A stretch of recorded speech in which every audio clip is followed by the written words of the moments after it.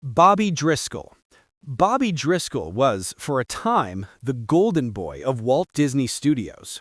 He was the very first actor Walt Disney ever placed under a personal contract, and his natural talent shone brightly in some of the studio's most beloved early live-action and animated productions. Driscoll brought a genuine boyish charm to all his roles, appearing in Song of the South, The Adventurous Treasure Island, and giving both his voice and live-action reference performance to the iconic animated character Peter Pan. In 1949, for his exceptional juvenile performances, not only at Disney, but also for his gripping role in the thriller The Window, he received a special Miniature Academy Award. However, as Driscoll moved into his late teens, his once bright Hollywood career began to fade. The industry and reportedly Disney himself cast him aside, no longer seeing the adorable child star they had known. His life spiraled into severe drug addiction, legal troubles, and years of hardship.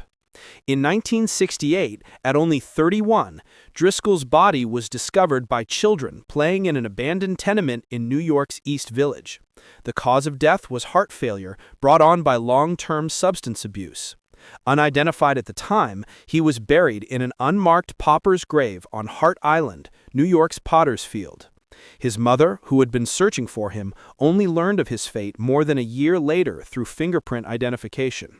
Annette Funicello. Annette Funicello was arguably the most famous and beloved Mouseketeer of the original Mickey Mouse Club. Personally selected by Walt Disney himself, her sweet demeanor, girl-next-door charm, and irresistible charisma made her a national sensation throughout the 1950s. To millions of young viewers, she was the perfect best friend. After her time as a Mouseketeer, Funicello transitioned smoothly into film stardom, appearing in the enormously popular Beach Party movies alongside Frankie Avalon, films that defined a sunny, carefree era of American youth culture. She also enjoyed a modest but successful singing career. In the late 1980s, she began experiencing symptoms of a serious illness, and in 1992, publicly revealed she had been diagnosed with multiple sclerosis. She faced her degenerative disease with remarkable courage and grace, creating the Annette Funicello Research Fund for Neurological Diseases to help others. For over 20 years, MS slowly took its toll, removing her from the public eye but never from the public's heart. Annette Funicello passed away on April 8, 2013, at age 70 due to complications from MS. According to her wishes, she was cremated and her ashes were scattered over the Pacific Ocean, an entirely fitting farewell to the queen of the beach party era. Matthew Garber is forever treasured for bringing to life the mischievous and lovable Michael Banks in Disney's 1964 masterpiece, Mary Poppins. Alongside his on-screen sister, Karen Dotrice, Garber captured audiences with a natural, spirited performance that perfectly embodied a young Edwardian boy who needed just a little magic in his life. Known on set for his curiosity and lively energy, he also appeared with Dotrice in The 3 Lives of Thomasina, and his final role was in Disney's The Gnome-Mobile, 1967. Afterward, he retired from acting and lived quietly, traveling the world. Tragedy struck when, during a trip to India in 1976,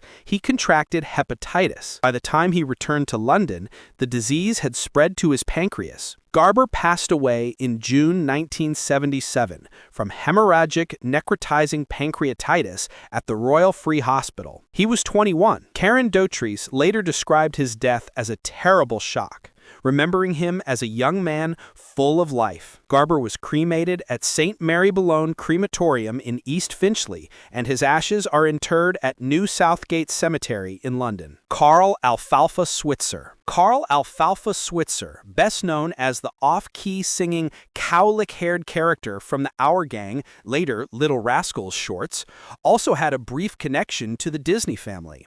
In the 1950s, he appeared on the Mickey Mouse Club during its Talent Roundup Days segments. As a child, his comedic timing and unforgettable appearance made him one of the most recognizable young performers in American film. However, like many child actors of his era, he struggled to find his place as an adult. Typecast as Alfalfa, he found it difficult to escape the shadow of his former fame. Switzer took on small roles in film and TV and also worked a variety of odd jobs: bartender, dog trainer, hunting guide. His adult life was turbulent, marked by financial troubles and brushes with the law. On January 21, 1959, at age 31, Switzer was fatally shot during a dispute over a $50 debt involving a hunting dog. The shooting was ruled self-defense. He is buried at Hollywood Forever Cemetery in Los Angeles, his modest grave marking a quiet end for a child star once adored by millions. Kevin Corcoran. Kevin Corcoran, affectionately known as Moochie, was one of the most recognizable child stars of the classic Walt Disney live-action era. Born on June 10, 1949, in Santa Monica, California, he was the energetic, mischievous little brother who appeared in numerous Disney productions throughout the 1950s and early 60s. His bright personality and natural comedic timing made him a studio favorite. Corcoran shined in films like Old Yeller, Swiss Family Robinson, Pollyanna, and The Shaggy Dog. His Moochie nickname, given to him through several Disney roles, became inseparable from his identity, representing the spirited innocence Disney valued during that era. Unlike many child stars, Corcoran made a graceful transition behind the camera. He studied at California State University Northridge, earning a degree in theater arts, and later returned to Disney, not as an actor, but as an assistant director, producer, and production manager. He contributed to respected projects like Pete's Dragon, Scandal, Murder, She Wrote, and Quantum Leap. Kevin Corcoran passed away on October 6, 2015, at age 66, from colorectal cancer. He was cremated, and his ashes were returned to his family. Although no grand memorial marks his resting place, his legacy lives on through the timeless Disney classics that continue to charm new generations.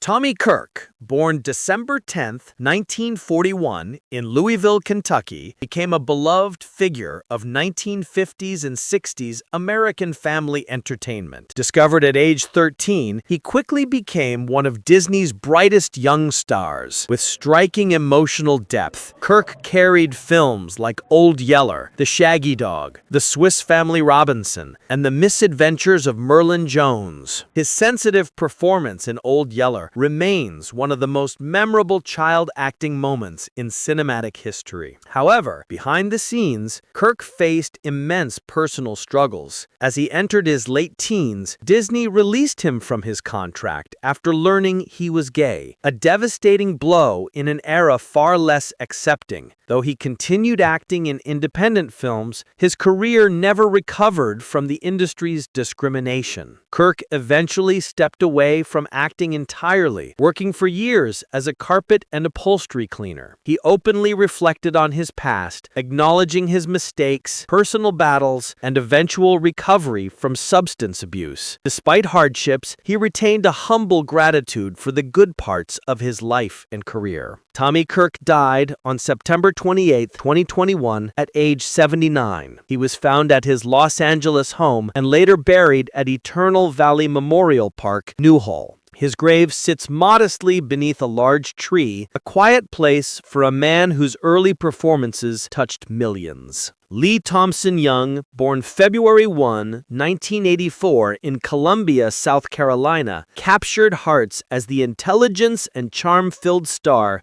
of Disney Channel's The Famous Jet Jackson. Playing a teenage action hero, navigating both fame and normal life, he became an inspiration to young audiences and broke barriers with a positive, grounded portrayal of a black lead character on children's television. After Disney, Young transitioned successfully into adult roles, appearing in Friday Night Lights, Akeelah and the Bee, and the TNT crime drama Rizzoli and Isles. To colleagues, he was gentle, thoughtful, spiritual, and deeply committed to his craft. Yet privately, Young battled severe depression, a struggle he kept hidden even from those closest to him. On August 19, 2013, at just 29 years old, he took his own life in his Los Angeles home. His death was a heartbreaking shock to fans and coworkers alike. He was laid to rest at Lakeview Memorial Gardens in South Carolina. His mother later established the Thompson Young Foundation, dedicated to mental health awareness, turning tragedy into hope for others. Cameron Boyce, born May 28, 1999, in Los Angeles, was a rising star whose talent, kindness, and warmth made him beloved worldwide. He first gained attention in Jessie and then skyrocketed to fame as Carlos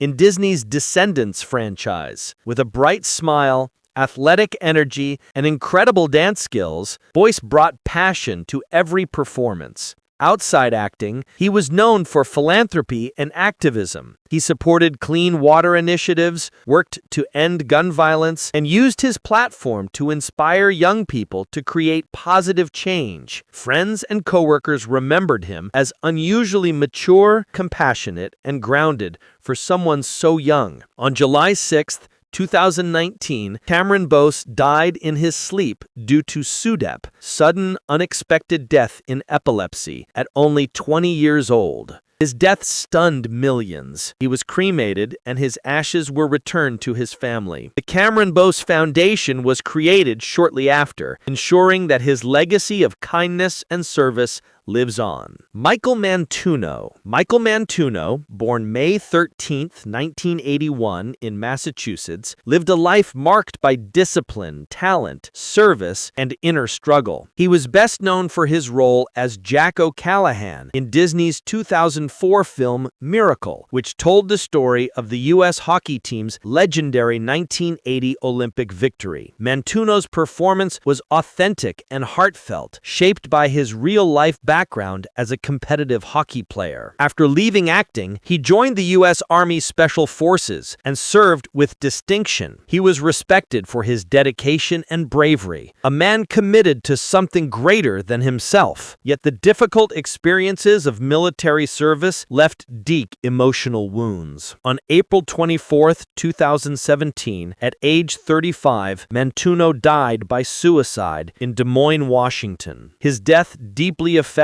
both the military and acting communities. He is buried at Tehama National Cemetery, where his service and sacrifice are honored among fellow soldiers. Jonathan Brandis, born April 13, 1976 in Danbury, Connecticut, became a teen idol in the 1990s, admired for both his intelligence and boyish charm. He first gained attention for his performance in Stephen King's It, 1990 miniseries, as the young Bill Denbrough, showcasing early dramatic depth. Brandis's Disney connection was more indirect, mostly through his work in family-friendly television and voice acting. He was the voice of young Mosenrath in the animated Aladdin series, and his charm also shone in films like Sidekicks and the sci-fi series Sequest DSV, which made him a household name. As he transitioned into adulthood, Brandis struggled with the loss of fame and waning career opportunities. On November 12, 2003, at just 27 years old, he died by suicide in his Los Angeles apartment. His ashes were given to his family, leaving a legacy of early talent and tragic, unrealized potential. Dorene Tracy. Dorene Tracy, born February 28, 1943, was an original 1950s Mickey Mouse Club Mouseketeer. Known for her dance skills and bubbly personality, she was a key member of the Red Team alongside Annette Funicello and Bobby Driscoll. After the show, she toured internationally, appeared in Westward Ho! The Wagons, and later worked as a publicist for Frank Zappa. She spent over 40 years in hospital administration at Warner Brothers, remaining connected to the Disney legacy through conventions and reunions. Dorene Tracy passed away on January 10,